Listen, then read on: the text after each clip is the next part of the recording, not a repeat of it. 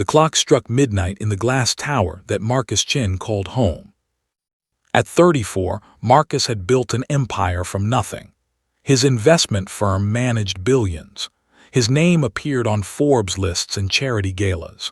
But tonight, standing in his silent penthouse 50 floors above the city, he felt like the loneliest man in the world. 3 months ago, his longtime housekeeper, Mrs. Rodriguez, had retired. The agency sent someone new, a young woman named Sophia Reyes. She was 29, soft-spoken, and brought her 4-year-old daughter Lily to work when school was closed. Marcus barely noticed them at first. Sophia moved through his spaces like a ghost, cleaning efficiently and leaving before he returned from the office. But recently, something had been bothering him. Small items kept disappearing. A platinum pen he'd received as an award, a limited edition watch from his nightstand, cash he'd left in his jacket pocket. Each time he dismissed it as misplacement, but tonight, as he inventoried his belongings, the pattern became impossible to ignore. The timing aligned perfectly with Sophia's schedule. Marcus's jaw tightened. He'd been generous with her, given her a raise without being asked, never complained when Lily's laughter echoed through the halls during school holidays. And this was his repayment. His ex-wife had taught him this lesson years ago. Victoria had smiled sweetly while her lawyers calculated exactly how much she could extract from him. The divorce had cost him $20 million and every ounce of trust he had left. Never again, he'd promised himself then. Tonight he would prove his suspicions, not for revenge, but for clarity, for the cold comfort of being right about human nature. On his dining table, Marcus arranged his trap with mathematical precision. 10 crisp $100 bills fanned out like fallen leaves. His Patek Philippe watch worth $40,000, a diamond tie pin, and for good measure, a handful of Swiss chocolates wrapped in gold foil. Enough to tempt anyone. He positioned himself on the leather couch with a clear view of the table, closed his eyes, and slowed his breathing to mimic sleep. The security cameras would record everything in silent detail. The elevator chimed at 12:47.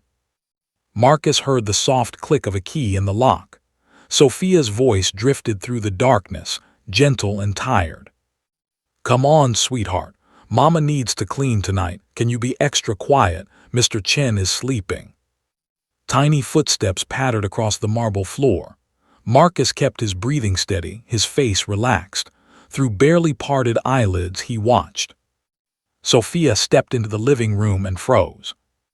Her sharp intake of breath told him she'd seen the display on the table.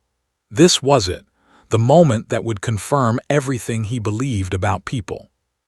But what happened next shattered every expectation Marcus had built. "Lily, no," Sophia whispered urgently. "Don't touch those things, baby. They belong to Mr. Chen." Through his eyelashes, Marcus watched Sophia gently pull her daughter away from the table. The little girl had been reaching for the shiny chocolate wrappers.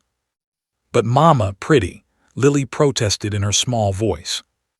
"I know me, Amber, but just because something is pretty doesn't mean it's ours to take. Mr. Chen works very hard for his things. We only touch what belongs to us, remember." Marcus's chest constricted. She wasn't taking anything. She was teaching her daughter not to take things. His elaborate test suddenly felt cruel and small. Before we continue, if you're enjoying this story, please take a moment to like this video and subscribe to our channel.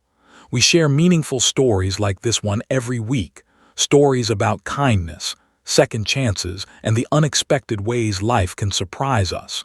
Drop a comment below and let us know what you think will happen next. Now, let's get back to Marcus and Sophia. For the next hour, Marcus lay motionless, listening to Sophia work. She hummed softly while cleaning, a melody he didn't recognize but found strangely comforting. Occasionally, she'd speak to Lily in that patient way parents have, as if the child's babbled responses made perfect sense. "Careful, mi vida, don't get too close to Mr. Chen, he's very tired."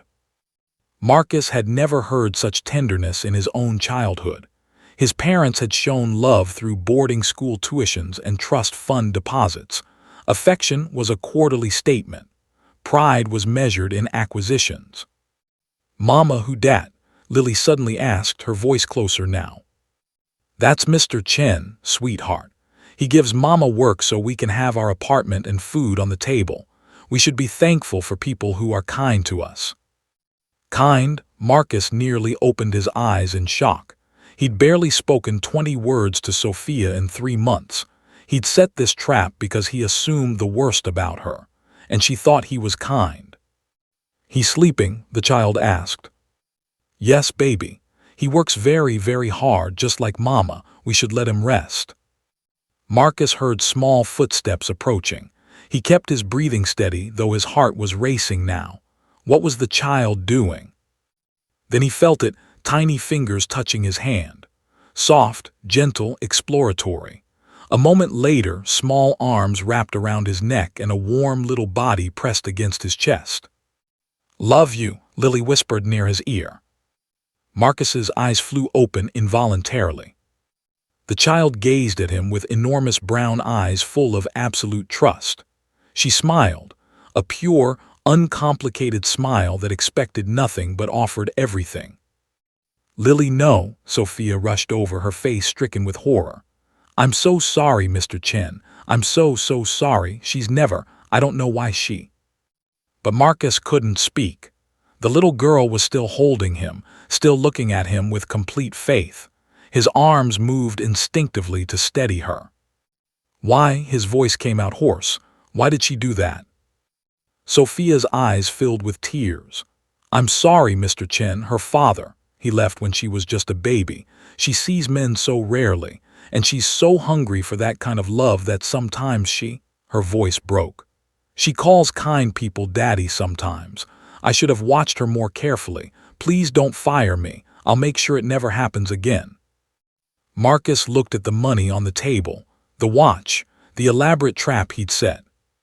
"The things that have been disappearing," he said slowly. "My pen, my watch, the cash from my wallet." Understanding dawned on Sophia's face, followed by something that looked like deep disappointment. "You thought I was stealing," she said quietly. Marcus stopped. There was no defense for what he'd done. "Your pen rolled under the radiator in your office, Mr. Chen. I found it during deep cleaning last week and left it on your desk. Your watch was in your gym bag. I noticed it when collecting laundry and put it in your closet safe so it wouldn't get damaged. The cash—" She paused. "I haven't seen any loose cash, sir, but I promise you I have never taken a single thing from this home. Never." Shame crashed over Marcus like a physical wave. Every missing item had an innocent explanation, and he'd assumed the worst because one wealthy woman had lied to him years ago, letting that poison his view of everyone else. Lily patted his cheek with her small hand. "Happy?" she asked, sensing his distress somehow. Marcus looked at this tiny girl who had nothing, no father, probably very few toys, living in whatever modest apartment Sophia's salary could afford. And yet she was trying to comfort him. Something inside his chest cracked open. "I'm sorry," he whispered. "I'm so sorry." Marcus didn't let go of Lily right away.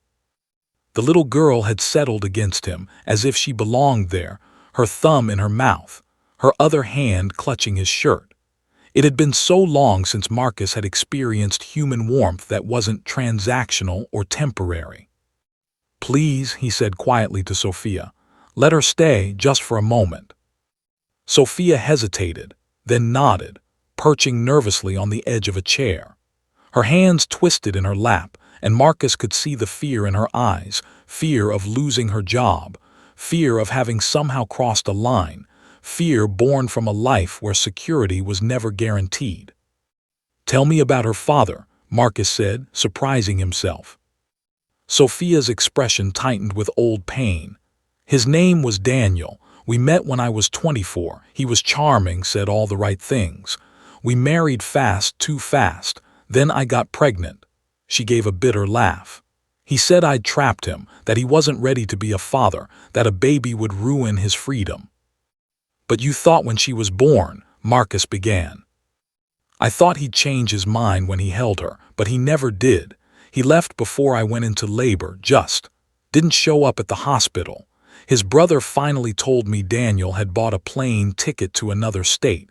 He wanted me to, not have her. When I refused, he decided he wanted no part of our lives. Lily stirred in Marcus's arms, making a small sound.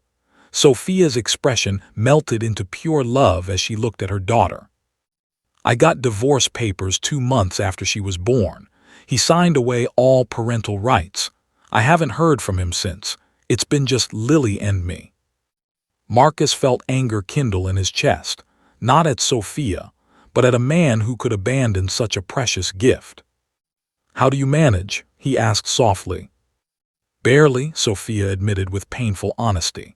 I work 3 jobs. I clean homes during the day, stock shelves at a grocery store 3 evenings a week, and I do online data entry at night after Lily's asleep. I sleep maybe 4 hours on a good night. She met his eyes. But Lily has what she needs: food, clothes, a safe place to sleep, and all the love I can give her. That's what matters. And what about you? Marcus asked. What do you have? The question seemed to surprise her. I have Lily. That's everything I need. Marcus looked down at the child sleeping peacefully on his chest. Her tiny hand had relaxed, but still rested trustingly against him. When was the last time anyone had trusted him like this? When was the last time anyone had looked at him and seen something other than his bank balance? I owe you an apology, he said, his voice rough. A real one. I assumed the worst about you based on nothing but my own bitterness. I've been surrounded by people who want something from me for so long that I forgot there might be people who want nothing at all. Sophia's eyes widened. Mr. Chen, you don't need to. I do, he interrupted. I set this up tonight. He gestured to the money and valuables on the table. I pretended to sleep to see if you'd steal from me. And you didn't just not steal, you actively taught your daughter not to take what isn't hers. You've worked here for 3 months with access to everything, and you've never touched a thing. You have more integrity than most people I know. Silence fell between them, broken only by Lily's soft breathing. I understand why you'd be suspicious, Sophia finally said. People with wealth face those kinds of problems. It must be lonely, never knowing who to trust. Her empathy, after what he'd done, undid him completely. It is, Marcus admitted. It's incredibly lonely. Lily chose that moment to wake. She blinked up at Marcus with sleepy eyes, then smiled that same pure, trusting smile. Happy now? She asked contentedly. Sophia, Marcus heard himself say. Would you and Lily like to stay for dinner? Real dinner. We could order something. Do you like pizza, Lily? The little girl's face lit up like sunrise. Pizza. Sophia bit her lip. Mr. Chen, we shouldn't impose. You're not imposing, I'm asking, please. Something in his voice made Sophia's expression soften. She looked at her daughter's excited face, then at Marcus. Okay, she said quietly. Thank you, we'd like that. 2 hours later, they sat on the floor of Marcus's living room. Sophia had insisted it would be easier with a toddler, with pizza boxes spread out around them. Lily had covered herself in tomato sauce and was now offering sticky pieces of cheese to Marcus with great enthusiasm. For you, she'd announce each time. And each time, Marcus's carefully constructed walls crumbled a little more. You don't have to eat every piece she offers, Sophia said with amusement. Are you kidding? This is the best pizza I've ever had, Marcus told Lily solemnly, making her giggle. Silly, Lily pronounced, patting his cheek with her sauce-covered hand. Marcus was wearing a shirt that cost $3,000, and it was now ruined with pizza grease and tomato sauce, and he genuinely didn't care. As the evening wore on, Marcus found himself watching Sophia and Lily with growing fascination. The way Sophia anticipated her daughter's needs before Lily could even voice them. The way she made silly faces to encourage eating vegetables. The way she sang soft songs in Spanish that made Lily clap her hands. This was love, not the greeting card version, but the real, exhausting, beautiful work of it. "You're a wonderful mother," Marcus said quietly while Lily was distracted with a makeshift toy. Sophia looked up, surprised. "Thank you, I try. I worry I'm not enough for her." "You're more than enough. She's lucky to have you." "I'm lucky to have her," Sophia corrected. "When Daniel left, I was broken. I'd built my whole life around the idea of partnership and family. When that disappeared, I didn't know who I was anymore. But then Lily was born, and suddenly I had a purpose bigger than my broken heart. She needed me to be strong, so I became strong." Marcus thought about his own life. The empire he'd built, the wealth he'd accumulated, the success everyone envied. What was his purpose? What got him up in the morning besides the next deal, the next acquisition? "I envy you," he said. Sophia laughed softly. "You envy me. I have money and things and investments, but I don't have what you have. I don't have anyone who looks at me the way Lily looks at you. I don't have a reason." The words hung in the air between them. "Then maybe it's time to find one," Sophia said gently. The following weeks transformed Marcus's life in ways he couldn't have predicted. He found himself rushing home from the office on days Sophia worked, something his assistant noted with barely concealed shock. "Leaving at 5, sir. Is everything all right?" Everything was more than all right. For the first time in years, Marcus actually wanted to be home. He'd asked Sophia to bring Lily every time she came, and he'd set up a corner of his living room with toys. Nothing extravagant. He'd asked Sophia first what Lily would like. Soft blocks, picture books, stuffed animals. Simple things that somehow brought more life to his penthouse than any expensive art ever had. Today, he found them in the kitchen. Lily was seated at the counter with a coloring book, and her face lit up when she saw him. "Daddy home," she called. She'd started using that word constantly, and Sophia had stopped correcting her. Marcus had made it clear he didn't mind. In fact, hearing it filled a void he hadn't known existed. "Hey, sweet girl," he said, scooping her up as she launched into a detailed description of her day, something about a bird and cookies and Mama's shoes. Marcus nodded solemnly as if he understood every word. Sophia smiled from the sink. "You're getting good at toddler translation." "It's a valuable skill," Marcus said seriously, making her laugh. Over the past weeks, he'd learned more about Sophia's life. She lived in a one-bedroom apartment in a neighborhood that made him wince when he looked up the crime statistics. She and Lily shared the bedroom while Sophia used the living room for her night work.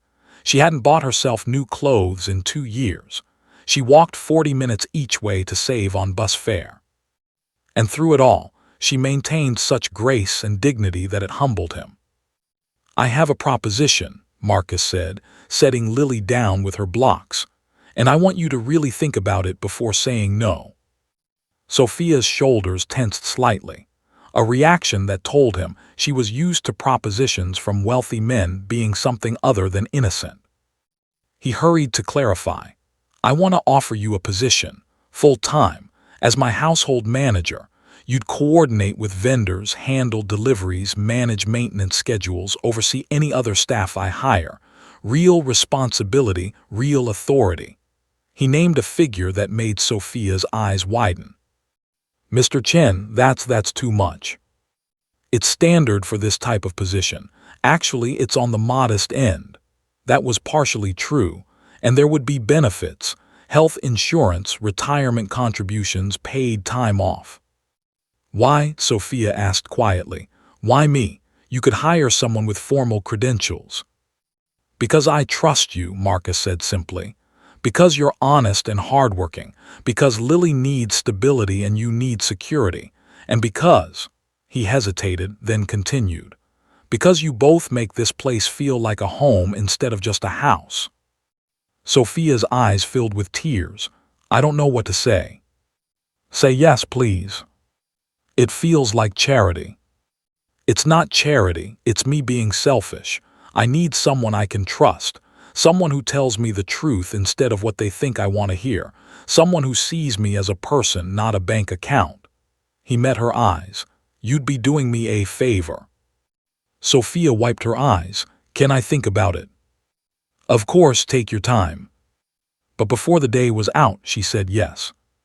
3 months into the new arrangement, something happened that would change everything. Marcus's stepmother, Margaret, arrived unannounced on a Tuesday afternoon.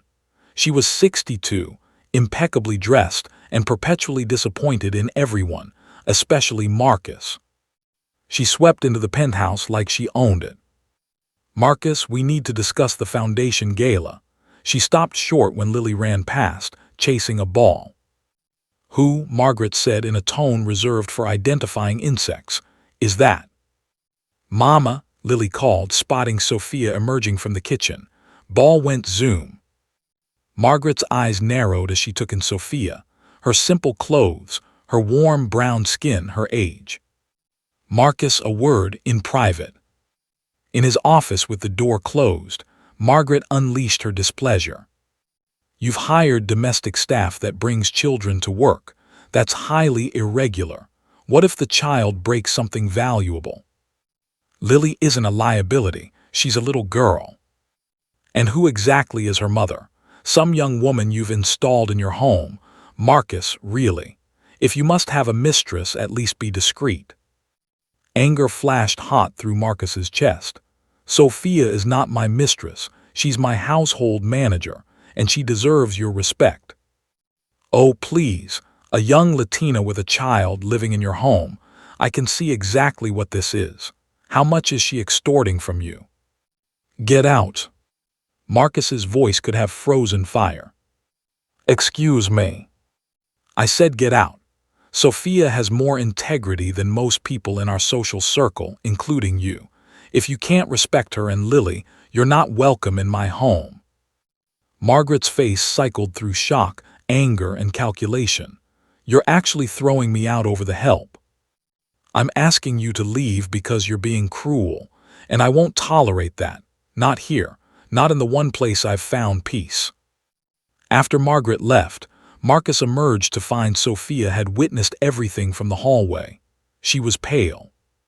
Mr. Chen, Marcus, I'm so sorry. I didn't mean to cause problems with your family. You didn't cause anything, she did. He rubbed his face tiredly. Sophia, my stepmother, lives in a world where everyone has ulterior motives. She can't imagine people being genuine. But she's right that this looks complicated. A young woman, your employee, spending time here with her child. People will make assumptions. I don't care what they think. You should, Sophia said firmly. You have a reputation, a business, and I don't want Lily caught in gossip or speculation. She was right, and he hated it. But before he could respond, Lily appeared, having escaped whatever containment Sophia had arranged. She went straight to Marcus, arms up. He lifted her automatically. I make you happy? She asked seriously. She kissed his cheek with a loud smack, then snuggled against him. Love you, Daddy. And just like that, the darkness Margaret had brought dissipated. Marcus held this little girl who had no reason to love him, except that she'd chosen to, and he felt his heart expand in a way that was almost painful. I love you too, Lily, he whispered. Over her head, he saw Sophia watching them, her expression a mixture of tenderness and fear. That night after they'd left, Marcus's lawyer called. Marcus, I heard about the confrontation with your stepmother. She contacted the firm asking about legal ways to ensure you're not being taken advantage of. She actually did that. She's worried, even if she's expressing it poorly. Look, I have to ask, are you romantically involved with this woman? No. But you want to be. Marcus was silent. Marcus, I'm your friend, not just your lawyer. I can hear it in your voice. And I'm not saying it's wrong, but you need to protect yourself. Clear documentation of financial arrangements. I'm not having Sophia sign. legal documents like she's trying to con me. It's not about that, it's about clarity. What if something happens? What if this relationship, whatever it is, ends badly? I need protection from a woman who's never asked me for anything, who tried to talk me out of paying her more. The law doesn't care about good intentions. It cares about documentation. Marcus hung up feeling sick. He looked around his immaculate penthouse, millions of dollars in real estate and furnishings, and suddenly it felt like a trap. Why did his wealth have to complicate everything? The next few weeks were strained. Marcus could feel Sophia pulling back, creating distance. The easy conversations over dinner became brief updates. The comfortable silences became awkward gaps. Only Lily seemed oblivious. She'd throw herself at Marcus the moment he arrived, demanding stories and games. And every time he held her, every time she called him daddy, he saw Sophia's expression tighten with something that looked like pain. Finally, he couldn't take it anymore. "We need to talk." It was a Friday evening. Lily was already asleep in the guest room. They'd fallen into a pattern where Sophia would stay late on Fridays and Lily would nap before going home. They sat in the living room with awkward distance between them. "Tell me what's wrong," Marcus said. "Really wrong." Sophia was quiet for a long moment. "Lily's getting too attached. To you, to this place. She cries for you at night. She tells people you're her daddy, and I don't know how to explain to a 4-year-old why that's complicated." "Why is it complicated?" "Because this isn't real, Marcus." Sophia's composure cracked. "You're a billionaire, we work for you. At some point this will end and Lily will be heartbroken. She's already lost one father. I can't let her lose another." "What makes you think this will end?" "Everything ends.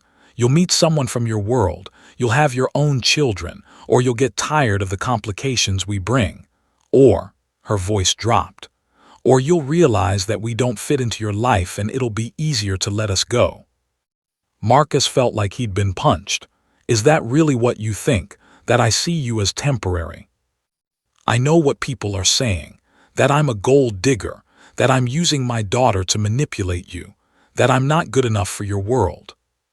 "You're better than my world," Marcus said fiercely. "You're real, you're honest. He stopped, realizing he was about to say something he couldn't take back. "I'm what?" Sophia's eyes were bright with unshed tears. "You're everything I didn't know I was missing," he said quietly. "You and Lily have made me feel more alive in 6 months than I've felt in 34 years. When I wake up, I actually want to face the day because I know you'll be here. When I come home, it's not to emptiness. It's to laughter and warmth and someone who's genuinely happy to see me, not my money, me." "Marcus, I know this is complicated. I know my stepmother is difficult and my world will judge us. There are 1,000 reasons this doesn't make sense on paper. But when Lily calls me daddy, I realize that's all I've ever wanted to be. Not a billionaire or a CEO, just someone's daddy, someone's someone." Sophia was crying now. "You don't understand what you're asking. If you want to be part of our lives in a real way, you're choosing us. All the complications, the stares when we go out together, the assumptions, the fact that I come with trauma and debt and a failed marriage. I don't care about any of that." "You should, because I care that Lily will hear whispers about how her mother trapped a rich man. I care that she'll face prejudice. I care that one day you might wake up and realize this was a fantasy and we're left picking up the pieces." Marcus moved closer, taking her hands. "Sophia, look at me, please." She did, her brown eyes swimming with tears and fear, and something else, something that looked like hope despite everything. "I can't promise this will be easy," Marcus said. "I can't promise people won't talk or judge, but I can promise I will never walk away from you and Lily. I promise that whatever prejudice she faces, we'll face together. I promise she'll never wonder if she's loved or wanted. And I promise that I see you, not as an employee, not as some fantasy, but as a woman who's brave and strong and beautiful and who's made me want to be better." "This is crazy," Sophia whispered. "It is completely crazy.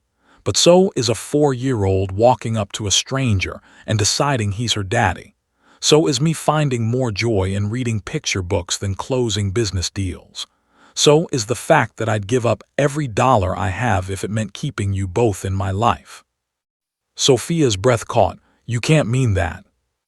"I do. Money was supposed to make me happy. It was supposed to solve everything. But all it did was build walls. You and Lily knocked those walls down. You showed me what actually matters." "And what's that?" "Love, family. Coming home to people who are excited to see you because of who you are. Lily hugging me just because she wants to. You singing while you cook. The sound of her laugh. The way you look at her like she's the most precious thing in the world. That's what matters." "What are you saying?" Sophia whispered. "I'm saying I love you, both of you. I'm saying I want you to move in here, really move in, not as an employee but as family. I'm saying I want to adopt Lily if you'll let me. Give her my name. Make sure she never has to worry about having a father again." He took a shaky breath. "I'm saying I want forever with you if you'll have me." "You barely know me," Sophia said through her tears. "I know you work 3 jobs to give your daughter a better life. I know you teach her values that most people in my world have forgotten. I know you have more integrity in your little finger than I have in my entire body. I know that when I'm with you, I'm the person I always wanted to be." Sophia was sobbing now, but she was also smiling. "This is insane." "Completely insane. So is that a yes?" "You're sure, really sure?" "I have never been more sure of anything in my life." Sophia launched herself at him, and Marcus caught her, holding her as tightly as he dared. She was crying into his shoulder, and he realized his own cheeks were wet. "Yes," she whispered against his neck. "Yes, yes, yes." Epilogue 6 months later. Marcus Chen stood in the hallway of Lily's new bedroom, a room they decorated together with purple walls and glow-in-the-dark stars on the ceiling. Inside, Sophia was reading to Lily, their voices soft and warm. The adoption papers had been finalized last week. Lily was officially Lily Chen, his daughter, his family. His stepmother Margaret had eventually come around, especially after seeing how happy Marcus was. His lawyer had apologized for his earlier concerns, and while some people in his social circle whispered, Marcus found he didn't care at all. Because every evening he came home to laughter, to family dinners around the kitchen island, to Sophia's hand in his and Lily's arms around his neck. He discovered that wealth wasn't measured in bank accounts or properties or investments. It was measured in moments like this, in love freely given and gratefully received, in finally understanding what it meant to be rich. "Daddy," Lily called, "story time." Marcus smiled and walked into the room, settling beside his girls, his family, and felt more grateful than he'd ever felt in his life. Because sometimes the greatest treasures aren't the ones you acquire. They're the ones that choose you. If this story touched your heart, please consider subscribing to our channel. We share stories of hope, second chances, and the quiet miracles that happen when we choose kindness over suspicion and love over fear. Leave a comment below telling us what this story meant to you. We read every single one. Thank you for watching, and remember, the people who love us for who we are, not what we have, are the greatest wealth we'll ever know.